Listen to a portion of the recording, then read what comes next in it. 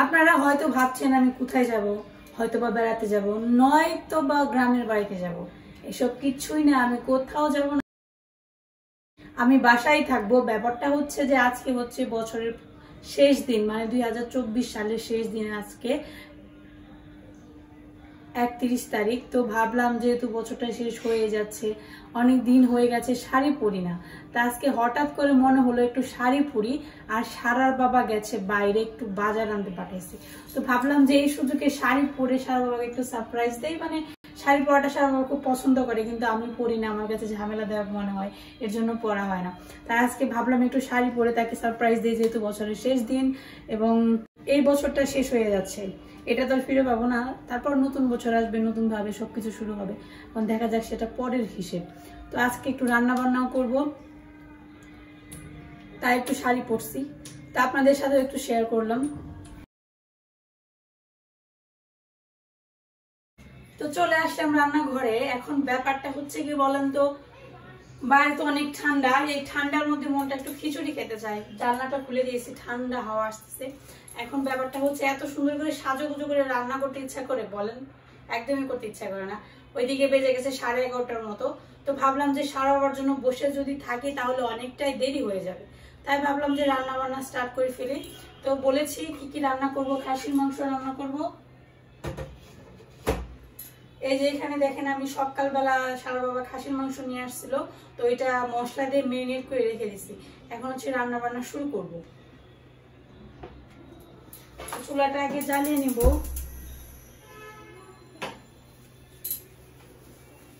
তো শুরু করি রান্না বান্না। এখানে একটা কড়াই বসিয়ে দিয়েছি, দেখতেই পাচ্ছেন। দেব হচ্ছে পরিমাণ মতো তেল। তেলের পরিমাণ হচ্ছে আমি খুব বেশি ব্যবহার করতে চাই না, মানে যেটা লাগে আর কি দিতেই হয়, সেই পরিমাণে ব্যবহার করি সবসময়। তো প্রথমে হচ্ছে একটু সম্বার দেব।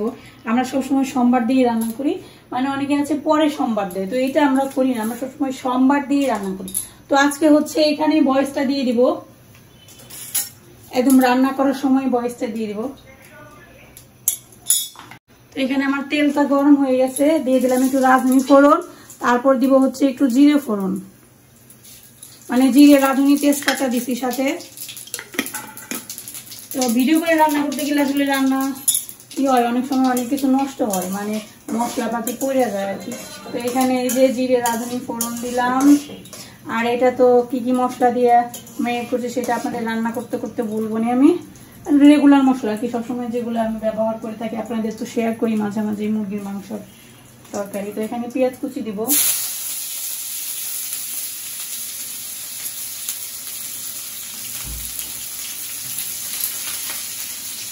তো পেঁয়াজটা বেশি ভাজবো না, হালকা করে ভাজবো।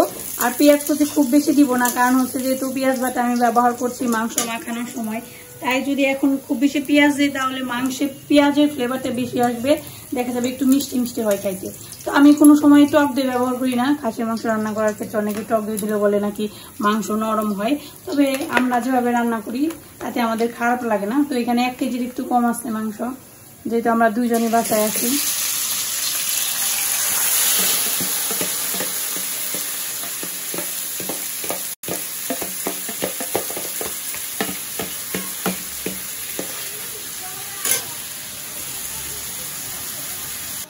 তো সম্বার দিয়ে হয়ে গেছে, মাংসটা দিয়ে দিলাম। এখন আস্তে আস্তে এটা কষাবো, একটু জল দিয়ে দিচ্ছি। খাসির মাংসটা একটু জল দিয়ে আস্তে আস্তে কষালে ভালো হয়। তো এর মধ্যে আলু অবশ্যই দেবো, কিন্তু আলুটা একটু পরে দেবো, যেহেতু খাসির মাংস রান্না করতে সময় বেশি লাগে, এর জন্য আলু যদি এখন দিয়ে দিই তাহলে দেখা যাবে যেই হয়ে যাবে, আলুটা বেশি গলে যাবে। তো এখানে আমি একটু জল দিয়েছি। তো এখন হচ্ছে সুন্দর করে কষাবো আস্তে আস্তে। কাঁচামরিচ দিয়েছিলাম না, কাঁচামরিচটা দিয়ে দিই, একটু ঢেকে দিলাম। আস্তে সরো সরো আস্তে আস্তে মাংসটা সিদ্ধ হবে আর আস্তে আস্তে কষাবো, তাহলে কি হবে, নরম হবে মাংসটা। দাঁড়াও দিতেছি জল, আমার কাছে মনে হইতেছে আর একটু মরিচের গুঁড়া লাগবে, আর একটু মরিচের গুঁড়া দিয়ে দেবো।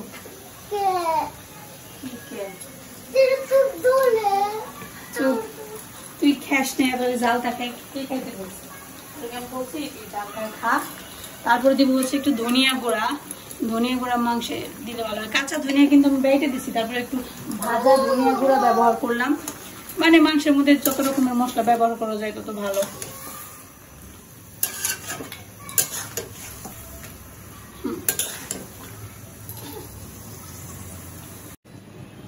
তো এই যে আমার মাংসের অবস্থা দেখেন, ই করতেছি, কষাইতেছি। তো এখন হচ্ছে আলুগুলা দিয়ে দিলাম, নইলে আবার পরে গলবো না। আর একটু আগে দিলে মনে হয় ভালো হতো, রান্না করতে করতে আসলে খেয়াল থাকে না। এখন আলু দিয়ে মাংসটাকে আরো কিছুক্ষণ সুন্দর মতো কষিয়ে নিব। খাসির মাংস যত সুন্দর করে সময় নিয়ে কষাবেন তত মাংস খাইতে টেস্ট হবে। এটার সিক্রেট, আর কিছুই না। খাসির মাংস হয়েছে আস্তে আস্তে রান্না করার জিনিস, তাড়াহুড়া করে রান্না করা যায় না। তো এই যে আলুটা দিয়ে দিলাম, এখন এটা হইতে থাক।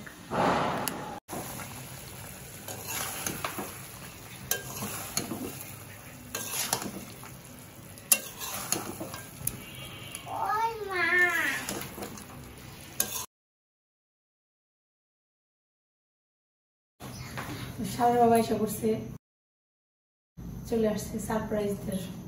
ওকে Shaan, ready ready ready ready.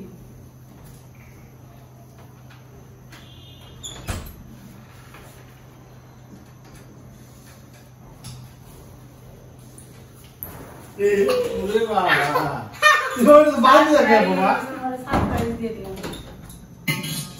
Surprise কি নিয়ে আনবে? সারপ্রাইজ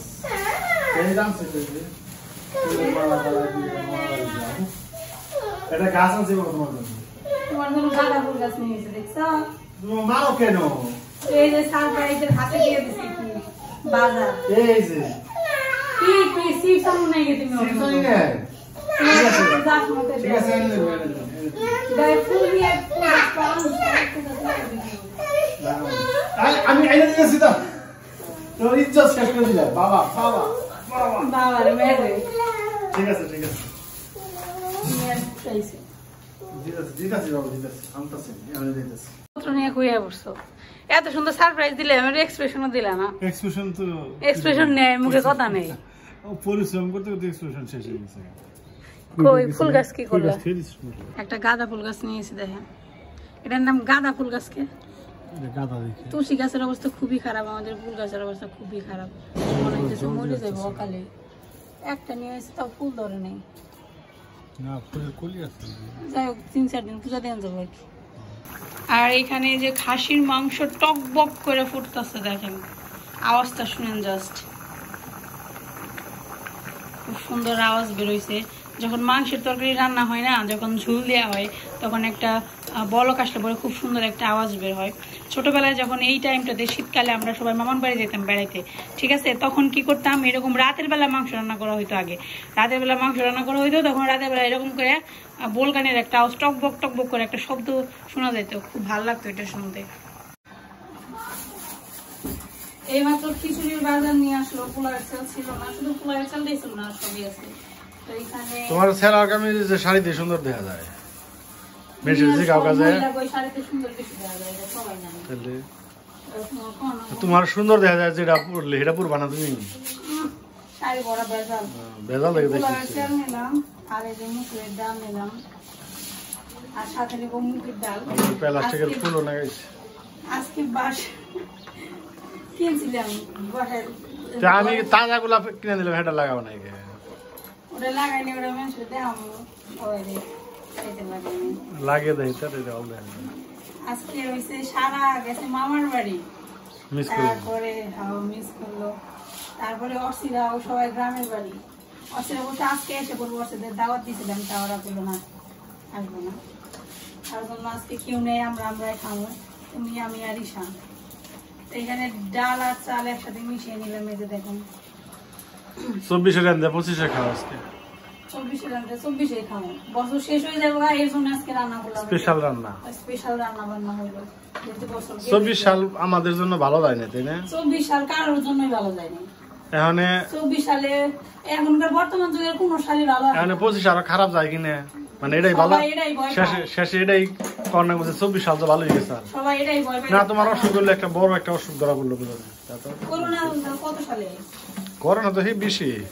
আচ্ছা, তারপরে 24 সালে ও খুব বেশি ভালো কাটেনি, এর মধ্যে অনেক কাহিনী আছে। এই যে ধুয়ে নিতেছি, পেঁয়াজ আমার কাটা আছে, মশলাও করা আছে, এখন জাস্ট করে রান্নাটা শুরু করবো। কি করতেছো তুমি?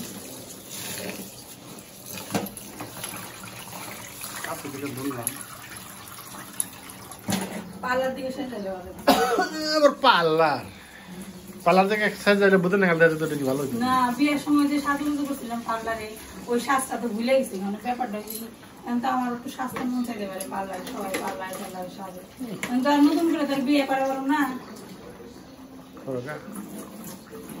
এমনি তো স্বাস্থ্য তো পারি, স্বাস্থ্য তো বিয়ে করার না। তুমি বিউটি পার্লারের স্বাস্থ্য তুমি বাসায় দিতে পারো, নিজেরাই শিখে পারো, কত সুন্দর সুন্দর টিউটোরিয়াল আছে, দেখে দেখে শিখে পারো। যতগুলো মেকআপ আইটেম ও লাগে অতগুলো যদি কিনবা যায় তোমার 1 মাসের স্যালারি নাও, তুমি জানো? কত লাগবে? তখন কেবল ঠিক আছে থাক গে, তোমার সামনে না তুমি ইনকাম করবা, তোমার ইউটিউব চ্যানেল আছে না, তুমি ইনকাম করে করে ওটা খরচ করবা। ইনকাম করে কি খরচ করো না? ইনকাম কে এত সোজা কোন চাই? ইউটিউব চ্যানেল করলে এখানে লাখ লাখ টাকা হয় মানুষ।